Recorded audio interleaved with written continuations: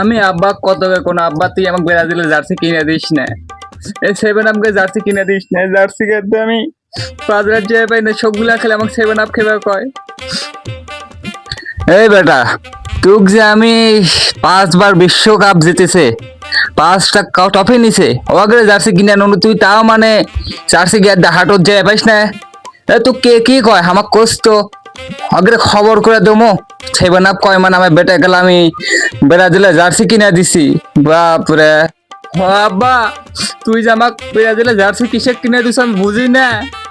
আমার একটা গার্লফ্রেন্ড আছিল, তারপর আমি ব্রাজিলের জার্সি গায়ে দিয়ে একটা ফেসবুকে ছবি আপলোড দিস, পরে আমার গার্লফ্রেন্ড কল করে আমার হাতে ব্রেকআপ করছে। তুই এই জন্যই আব্বা আমাক ব্রাজিলের জার্সি কিনে দিছিস, যাতে আমি বিয়ে করবে না পাই আমার গার্লফ্রেন্ড। আমি তুই বুদ্ধি বুঝি না আব্বা। হ বেটা, ঠিকই তো আছে, তুই ব্রাজিলের জার্সি গায়ে দিয়ে কিসে ফেসবুকে পোস্ট দিবে গেছিস, তুই গার্লফ্রেন্ড আব্বা ব্রেকআপ করবি না, তুই গায়ে দিয়ে আসিস নেইমারের জার্সি। নেইমার তো 3বার পোল্ট্রি খায়, তা তুইও যদি খেলবে যদি পোল্ট্রি খাস, হ্যাঁ আব্বা এটা ঠিক করিস না আব্বা। হ হ সাগুয়াই, সাগুয়াই আব্বা তুই, আমি আগেই কইছো নো, আমি জানি না তুই এটা করবো, আমি জানি তুই আমাকে মানে বিয়ে দেবো না, ওই জন্য আমাকে ব্লু কালার জার্সি কিনে দিছু।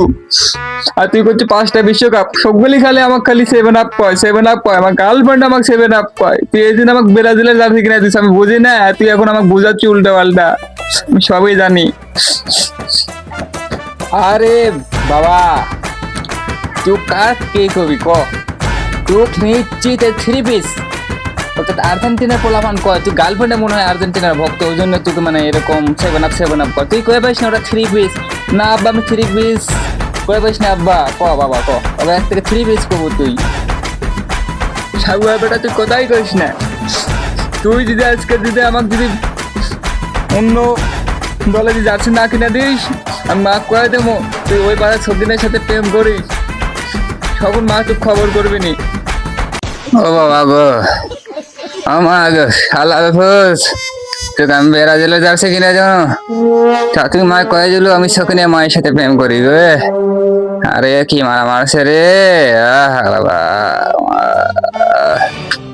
দর্শক ভাইয়েরা, আপনারা জানে আমার ভুল করেন না ভাইয়েরা, নামাজ ছাড়া যাবে না বন্ধু, বিনোদনের জায়গায় বিনোদন, ইবাদতের জায়গায় ইবাদত।